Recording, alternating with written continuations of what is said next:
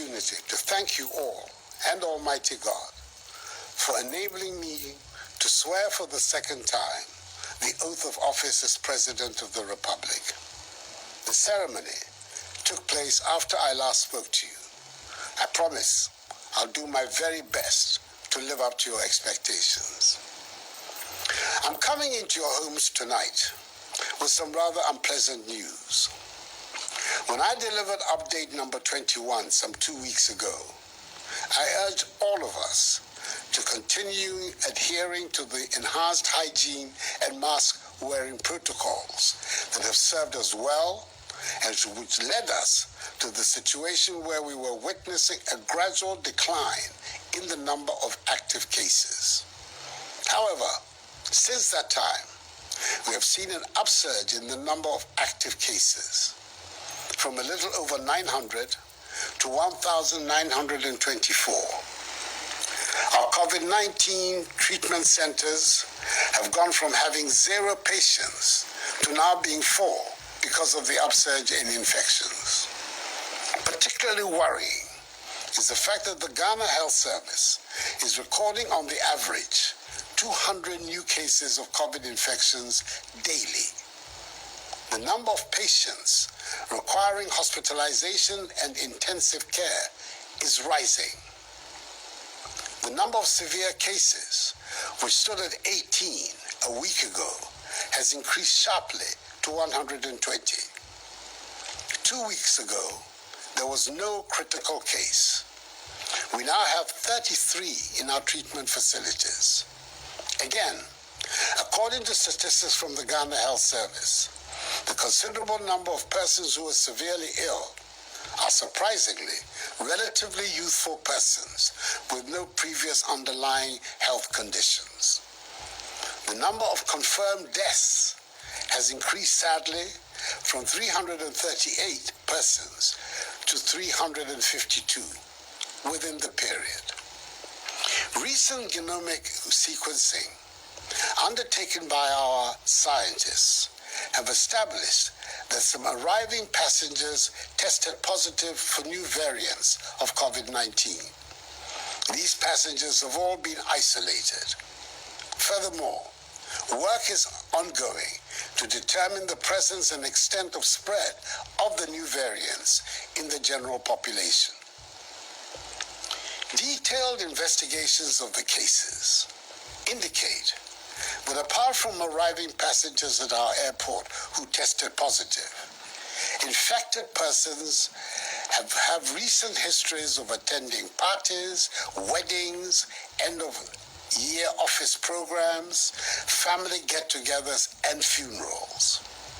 At these gatherings, most of them abandoned the use of the masks and were engaged in acts that led to them contracting the virus.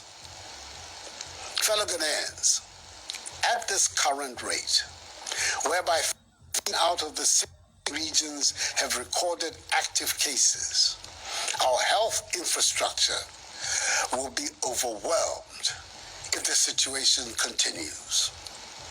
It will severely undermine the efforts government is making to revitalize the economy and put our nation back onto the path of progress and prosperity following the ravages of the pandemic. On 7th January, as I said, I swore to, and I quote, dedicate myself to the service and well-being of the people of the Republic of Ghana and to do right to all manner of persons, unquote. It is my duty to protect lives and livelihoods. In furtherance of this, I have instructed the Inspector General of Police to direct officers, men and women of the police service to ensure the rigorous enforcement of the law on mask wearing at all public places and in public transport. They are also to ensure the closure of all nightclubs, pubs, cinemas and beaches that may be operating in defiance of the law. They will be assisted by the other security agencies if need be. Persons in marketplaces, workplaces, and operators of public transport must conduct their activities in accordance with the hygiene and safety protocols. The wearing of masks in these places is mandatory. Regulatory agencies will undertake random checks to ensure conformity with COVID-19 rules. Should any facility or institution fail to comply with these directives, its activities will be immediately prohibited and appropriate sanctions applied. It is important that I remind all Ghanaians that severe punishments exist on our statute books for persons breaking the law on the mandatory wearing of masks. Should anyone be arrested by the security agencies disregarding this directive, that person will be dealt with strictly in accordance with law. We do not want to go back to the days of partial lockdowns, which had a negative impact on our economy and on our way of life. But should that become necessary, that is, should the number of active cases continue to increase at the current rate, I will have no option but to reimpose these restrictions, because it is better to be safe than to be sorry. So together, let us all ensure that we respect the protocols. Government is intensifying its strategy of enhanced 3 T's, i.e. tracing, testing, and treating, to allow us to identify infected persons, isolate them, and treat them. A considerable number of contact tracers are being mobilized to follow up on contacts of all who test positive. All laboratories, public and private, must supply in real time data on all persons tested on the common platform established by the Ghana Health Service. There will be sanctions against laboratories who fail to comply. We've also provided additional logistics, including vehicles, to the Ghana Health Service for the supervision and monitoring of asymptomatic cases being managed from home. Additionally, government is reactivating available treatment and isolation facilities across the country in anticipation of any further increase in infections. The provision of adequate medicines, equipment, and personal protective equipment to enable health workers attend to home-based patients is being effected. Fellow Ghanaians, as our children in kindergarten, primary, junior high school, SHS2 and SHS3 resume school from tomorrow, I wish to reiterate that government has taken the required steps to ensure their safety in school. Heads of institutions, as well as their teachers, have undergone the requisite orientation on guidelines for school reopening during COVID-19 to enable them assist with compliance of students with the protocols.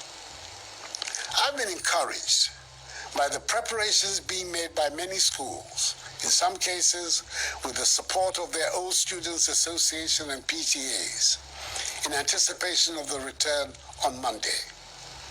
On our part, government has also undertaken the fumigation and disinfection of schools and the provision of sanitizers, masks, liquid soaps, Veronica buckets, rolls of tissue paper, face shields for learners and staff with hearing impairments, and gloves for caregivers and attendants to schools across the country. All senior high schools have been mapped to medical facilities across the country so that any outbreak of the disease in any such school can be duly contained. Suspected cases in primary and junior high schools will be managed by district health teams through the school health program and the COVID-19 rapid response teams. The world is facing a learning crisis, a crisis that is further worsening inequalities in access to education, with children from poorer homes and communities being worst hit. This learning crisis has serious implications for the future of our country. This is especially worrying for me because I have placed education at the center of the social and economic progress and prosperity of Ghana and of our political stability. That is why, in our attempt to mitigate the impact of the pandemic, the Cab Bus Initiative, being administered by the National Board for Small-Scale Industries, has started disbursements to applicants from private educational institutions, many of whom have been hard hit by the pandemic. More disbursements to these institutions are being processed. And I wish to speak directly to the students and children returning to school, and those of you who have already returned. I know that for most of you, 2020 was a very unfamiliar year and presented a setback for your preparation for the future. You all saw the struggle your parents, especially working parents, went through with you at home due to school closures. You also know how you struggled to learn from home, even for those of you who were lucky enough to continue with some of your classes online. The frustrations, the idleness, the absence of classroom or study group intimacy, it has all been extremely difficult for you, your parents, teachers, and everybody involved. This is something we should all try to put behind us. Much of that depends on you. As we take these big steps to go back to school, your attitude, your behavior, your self-discipline will decide whether or not our schools will remain open. I'm pleading with you. Please observe the COVID-19 protocols at all times. You must maintain the level of discipline and sense of responsibility to stop the virus from spreading in your schools and for those students at home as well. Wear your masks at all times. Wash and sanitize your hands regularly. Protect yourself. Protect each other. Protect your teachers. Protect your parents. But please, do not give me a reason to close down schools again. I pledge to do my best to keep your education going.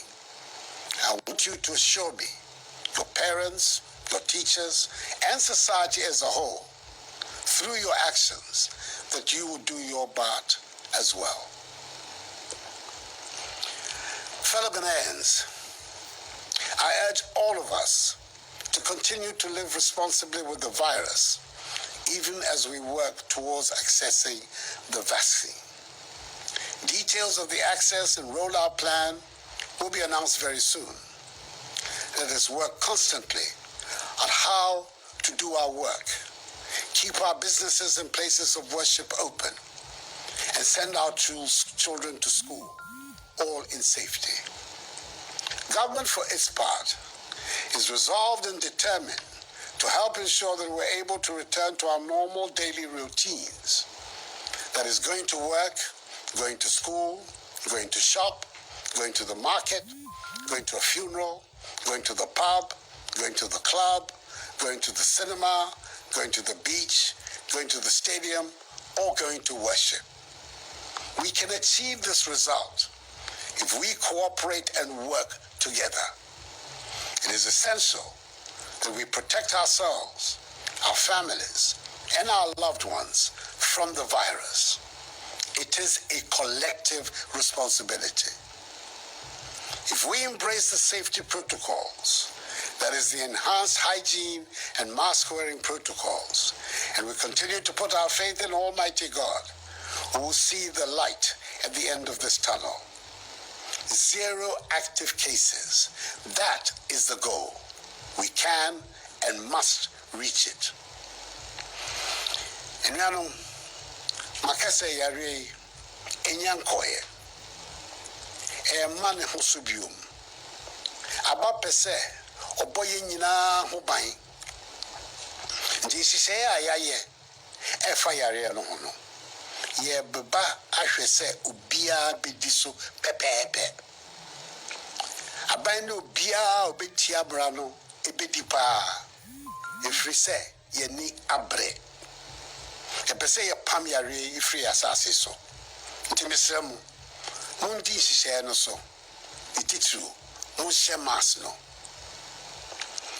anyamime iwi akeshi hila eyako iwo ehe eko amlalo ntao ni ebu mofia mohe no ewo bejiano toni wo kefosie oba kwe ni mofe mo ketuni pepepe amlalo ke mofia mo ni babu mla bayewa no wo mi panyefai ye ke bejiano toe atuni titri mask wear. Fellow Ghanaians, in all sincerity, I repeat that this too shall pass, for the battle is the Lord's. May God bless us all in our homeland Ghana and make her great and strong. I thank you for your attention and good night.